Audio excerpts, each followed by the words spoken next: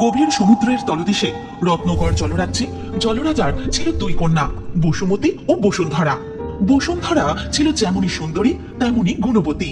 অপরদিকে বসুমতীর গায়ের রং ছিল যেমন কালো তেমনই সে যেন কোনো কাজই ঠিকঠাক করে করতে পারতো না।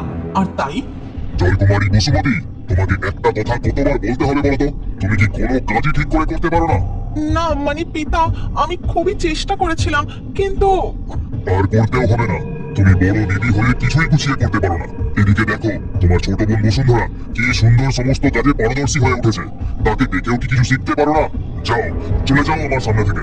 এই কথা শুনে বসুমতী চোখের জল ফেলতে ফেলতে সেখান থেকে চলে যায়। এদিকে বসুন্ধরা গৃহের সমস্ত রকম কাজে সুনিপুণা। সে তার পিতা জলরাজের জন্য নানান রকমের খাবার তৈরি করে। পিতা, আজ আমি আপনার জন্য নানা রকমের পদ রান্না করেছি, দেখুন তো কেমন হয়েছে। ওরে বাবা, এই কত কিছু রান্না করেছো কন্যা বসুন্ধরা! যেমন সুন্দর সুগন্ধ বেরিয়েছে, তাতে তো মনে হচ্ছে খাবারগুলো অত্যন্ত সুস্বাদু হয়েছে। এরপর জলরাজ খুব তৃপ্তি সহকারে বসুন্ধরার রান্না করা খাবারগুলি খেতে থাকেন।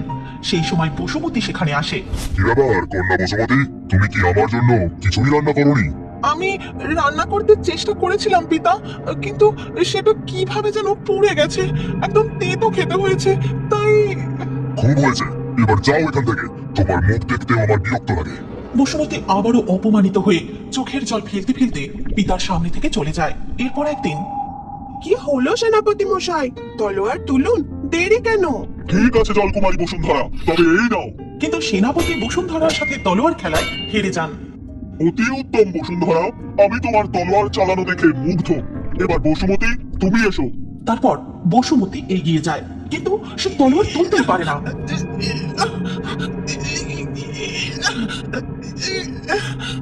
তাই দেখে সেনাপতি বিরক্ত হয়ে সেখান থেকে চলে যান জলরাজের কাছে।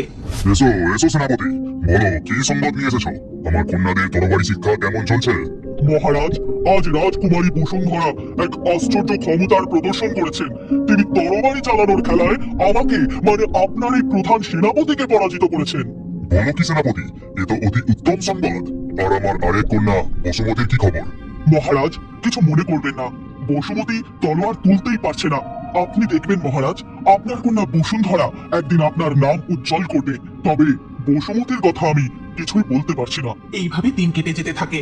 একদিন জলরাজ বিশেষ কিছু কাজে তার রাজ্য থেকে অনেক দূরে আর এক রাজ্যে যাওয়ার জন্য প্রস্তুতি নিচ্ছিলেন। সেই সময় পিতা, আপনি এতদিনের জন্য রাজ্যের বাইরে যাচ্ছেন, সবকিছু দেখে নিয়েছেন তো? সাবধানে যাবেন আর তাড়াতাড়ি ফিরে আসবেন। আমরা আপনার জন্য অপেক্ষায় থাকবো। একই, তুমি এই সময় এখানে কেন? আমি এক শুভ কাজে যাত্রা করতে চলেছি। সেখানে তোমার মুখ দেখে গেলে আমার যাত্রা কখনোই সফল হবে না। তুমি এখনই এখান থেকে চলে যাও আর বসুন্ধরাকে পাঠিয়ে দাও। পিতার মুখে এই কথা শুনে বসুমতী মন খারাপ করে সেখান থেকে চলে যায়। তারপর মনের দুঃখে একটি শৈবাল গাছের আড়ালে বসে কাঁদতে থাকে। আমি আর এই রাজ্যে থাকবো না, আমি কোনো কাজ ঠিক করে করতে পারি না, আমাকে দেখতেও অত্যন্ত খারাপ। আমি নিজেও এত অপয়া যে আমার মুখ দেখে গেলে পিতার অকল্যাণ হতে পারে। আমার কারণে অনেক কিছু ক্ষতি হয়ে যাচ্ছে, আমার এখানে আর থাকা উচিত নয়।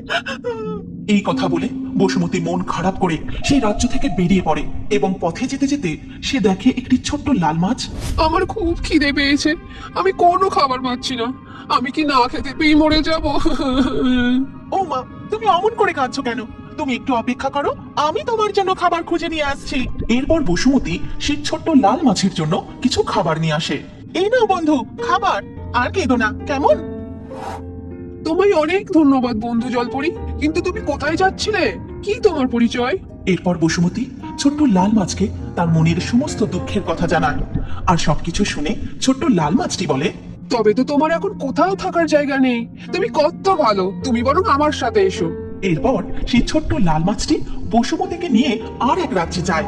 আর সেখানে পৌঁছে জলপরিমা, জলপরিমা, এই দেখো আমি কাকে এনেছি। তুমি বুড়ো হয়েছো, চোখে ভালো দেখতে পাও না, তাই জলকুমারের ঠিক মতো সেবাও করতে পারছো না। সেই জন্য আমি একে নিয়ে এসেছি, এর নাম জলকুমারী বসুমতী। ও তাই নাকি? এসো জলকুমারী বসুমতী, আমার পুত্র জলকুমার শঙ্খ বড়ই অসুস্থ। আজ থেকে তার দেখাশোনার দায়িত্ব আমি তোমাকে দিলাম। এবং তারপর থেকে বসুমতী জলকুমার শঙ্খকে খুবই সেবা যত্ন করতে থাকে এবং তার সঠিক পরিচর্যায় ধীরে ধীরে জলকুমার শঙ্খও সুস্থ হয়ে ওঠে। আচ্ছা বসুমতী, তুমি এতদিন আমাদের কাছে রয়েছো, তোমার নিজের বাড়ির জন্য মন কেমন করে না? সেখানে যেতে ইচ্ছা করে না? এই কথা শুনে বসুমতী তার মনের দুঃখের কথা জলকুমার শঙ্খকে বলতে থাকে। আর ওদিকে তখন রত্নগড় জলরাজ্যে তোমার স্পর্ধা দেখে আমি স্তম্ভিত নাগরাজ। তুমি কিনা আমার অমন সুন্দরী গুণবতী কন্যা বসুন্ধরাকে বিয়ে করতে চাও? তোমার এই সাহস হয় কি করে? সাবধান জলরাজ, আপনি আমাকে এভাবে অপমান করতে পারেন না। আপনাকে আমি একটি সুপ্রস্তাব দিচ্ছি, সেটি যদি আপনি মানতে রাজি না হন তাহলে সেটাকে আমাকে জোর করেই ছিনিয়ে নিতে হবে। তার মানে তুমি আমার সাথে যুদ্ধ করতে চাও? যুদ্ধ তো হবেই, এবং সেই যুদ্ধে পরাস্ত হলে এই রাজ্য আপনার কন্যা দুই হয়ে যাবে আমার। ওদিকে বসুমতীর সমস্ত কথা শুনে জলকুমার শঙ্খ তাকে বলে, দেখো জলকুমারী বসুমতী, আমি তোমাকে এতদিন ধরে যেমনটি দেখেছি তাতে আমার মনে হয় তুমি সব কাজই সঠিকভাবে করতে পারবে। তোমার শুধু একটু সাহায্যের প্রয়োজন, আর সেই সাহায্য করব আমি। সব কিছু আমি তোমাকে শেখাবো। এরপর থেকে জলকুমার শঙ্খ বসুমতীকে ধীরে ধীরে সমস্ত কাজ শেখাতে থাকে। নানান রকম গৃহকর্ম থেকে শুরু করে যুদ্ধের জন্যও তলোয়ারি চালানো পর্যন্ত জলকুমার শঙ্খ বসুমতীকে হাতে ধরে শেখাতে থাকে। এইভাবে দিন কেটে যায়। এমনই একদিন রত্নগড়ের জলরাজ্যে নাগরাজ হঠাৎই আক্রমণ করে। এই, তাড়াতাড়ি বন্দি কর জলরাজাকে।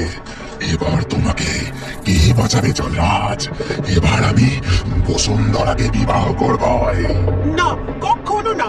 আমি তোমাকে কখনোই বিয়ে করব না। তুমি চলে যাও এখান থেকে। সেনাপতি, সেনাপতি, সৈন্যরা এক্ষুনি এই নাগরাজকে উচিত শিক্ষা দাও। কেউ আসবে না জলরাজ, তোমার সেনাপতি আগেই আমার হাতে বন্দী, আর তোমার সমস্ত সৈন্যদের আমি আমি এখনো বন্দী হইনি নাগরাজ, তুমি এসো আমার সাথে যুদ্ধ করো। ও বাবা, এই যে দেখি জলকুমারী বসুমতী, এতদিন পর আমার সাথে যুদ্ধ করতে এই রাজ্যে ফিরে এলে বুঝি? হ্যাঁ, ঠিক তাই। তোমার সাথে যুদ্ধ করে তোমাকে পরাজিত করে এই রাজ্যকে রক্ষা করতে এবং আমার বোন বসুন্ধরাকে বাঁচাতেই আমি এই রাজ্যে ফিরে এসেছি। আর আমার সাথে রয়েছে জলকুমার শঙ্খ। এরপর জলকুমার শঙ্খ ও বসুমতী নাগরাজের বিরুদ্ধে যুদ্ধ শুরু করে এবং সেই যুদ্ধে নাগরাজ পরাজিত হলে তাকে বধ করা হয়। কন্যা বসুমতী, তোমার কাছে আমি কৃতজ্ঞ। আজ তুমি না থাকলে এই রাজ্য আমি রক্ষা করতে পারতাম না কন্যা। কন্যা বসুন্ধরাকেও আমি আমায় ক্ষমা করো মা, আমি তোমার উপর অনেক অন্যায় করেছি। আপনি এভাবে বলবেন না পিতা। এই রাজ্যকে রক্ষা করা আমার দায়িত্ব, আমার বোনকে রক্ষা করা আমার কর্তব্য। আমি শুধু সেইটুকুই করেছি। তারপর বসুমতী তার পিতা জলরাজাকে জলকুমার শঙ্খের পরিচয় জানায় এবং এরপর থেকে তারা সমস্ত মান অভিমান দুঃখের কথা ভুলে গিয়ে একসাথে থাকতে শুরু করে। আর একটি শুভ মুহূর্ত দেখে জলকুমারী বসুমতীর সাথে জলকুমার শঙ্খের শুভ বিবাহ সুসম্পন্ন হয়। রাজকুমারী মণিমালা, রাজকুমারী মণিমালা, তাড়াতাড়ি করে এই কয়েকখানা থেকে বেরিয়ে এসো। রত্নকুমার, তুমি এসেছো। আমি জানতাম তুমি আসবে, কিন্তু তুমি যে এখানে এসেছো তোমাকে কেউ দেখে ফেলে তো তোমার খুব বিপদ হবে রাজকুমার। না, কেউ দেখতে পাবে না। আমরা জাদুর মুক্তির সাহায্যে নিজেদের রূপ বদল করে এখান থেকে পালিয়ে যাব।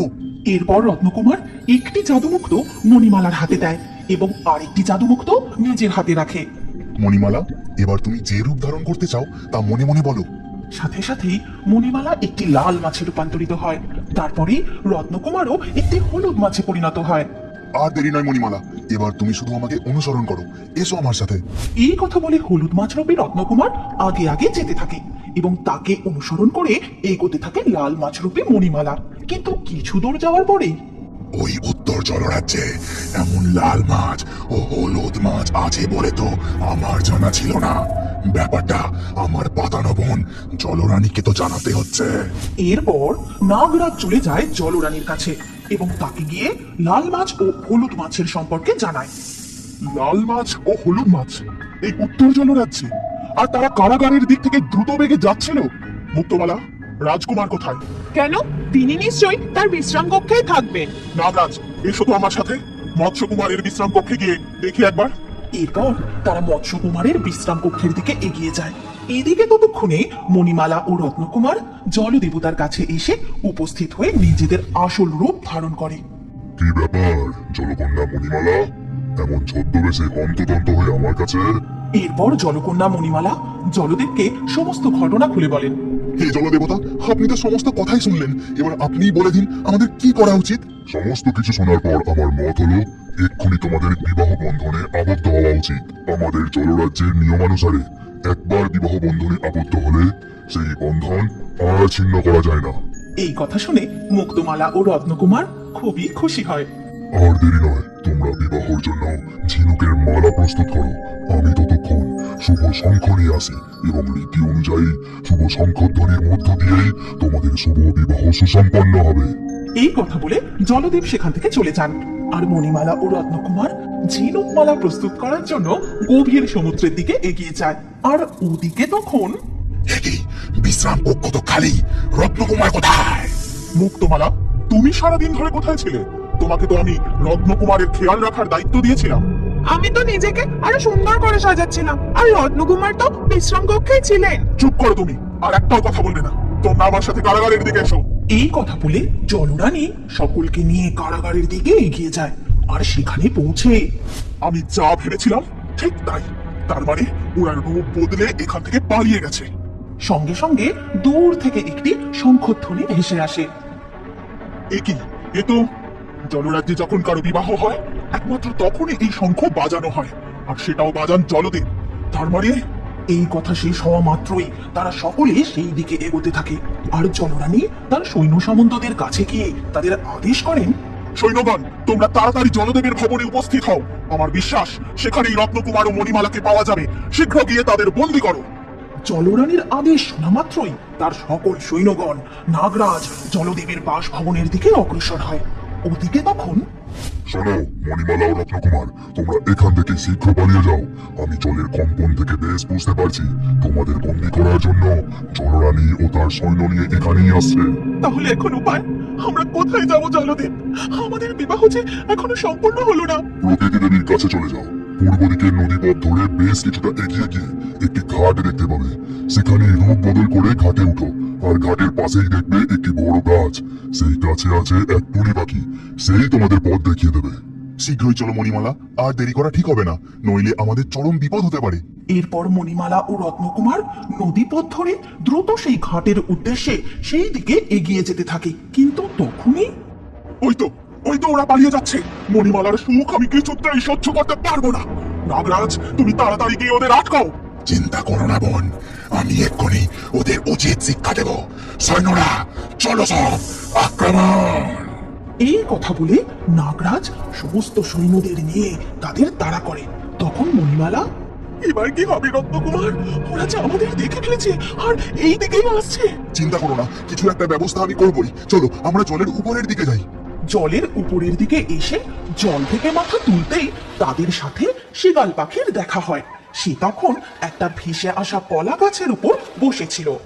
আরে জলকন্যা মণিমালা যে, কেমন আছো তুমি? আমাদের খুব বিপদ বন্ধু। নাগরাজ, জলরানী আর সৈন্য সামন্ত আমাদের ধরার জন্য এই দিকেই আসছে। ও এই ব্যাপার, তুমি চিন্তা করো না বন্ধু, আমি এক্ষুনি ব্যবস্থা করছি। এই কথা বলে শিগাল পাখি উড়ে যায়। তারপরে সে একটা নৌকার দড়ি টেনে নিয়ে আসে।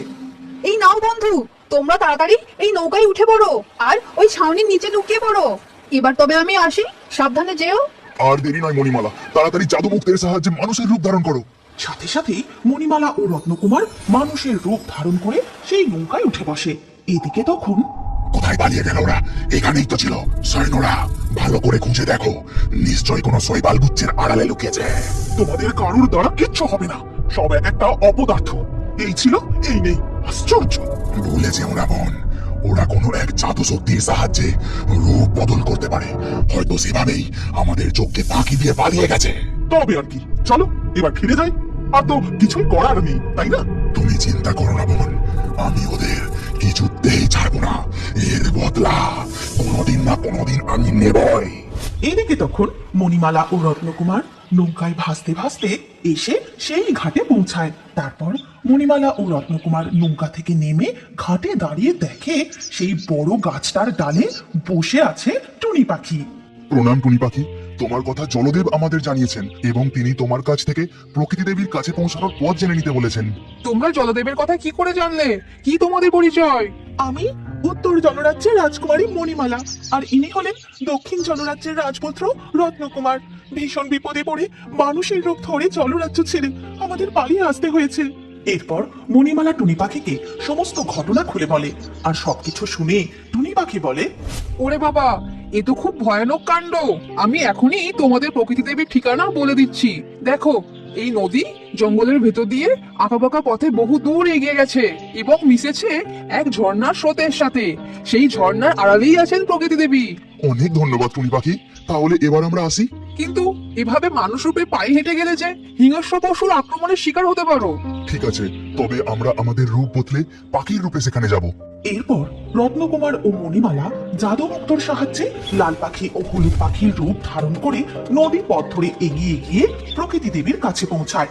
তারপর প্রকৃতি দেবীর সামনে বসে তাকে সমস্ত কথা খুলে বলে, আর সবকিছু শুনে প্রকৃতি দেবী বলেন, আর কোনো ভয় নেই বৎস, আমার কাছে যখন এসে পৌঁছেছ তখন কোনো শত্রুই তোমাদের কোনো ক্ষতি করতে পারবে না। তোমরা ওই ঝর্ণার জলের নিচে আসল রূপে দাঁড়াও। এরপর মণিমালা ও রত্নকুমার ঝর্ণার জলের নিচে দাঁড়াতেই তারা আসল রূপে ফিরে আসে এবং সেই ঝর্ণার জলের নিচে প্রকৃতি দেবীর উপস্থিতিতে ফুলের মালা বদলের মধ্য দিয়ে তাদের শুভ বিবাহ সুসম্পন্ন হয়। তুমি কি এখনো বড় হয়ে কার্টুন দেখতে ভালোবাসো? তাহলে তোমার নাম ও বয়স কমেন্টে জানাও।